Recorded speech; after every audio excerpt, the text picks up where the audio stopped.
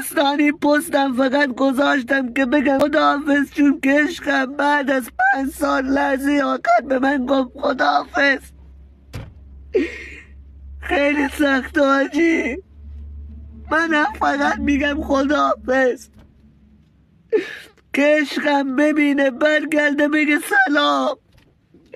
دوستان خواهش میکنم برای هم دیگه این کلیپ با بفرستید که عشقم ببینه.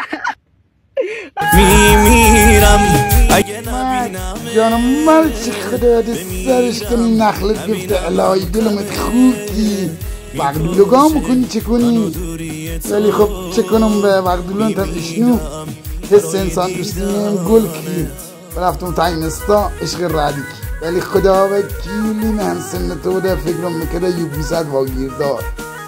یا مشک یا این خور کله بیرت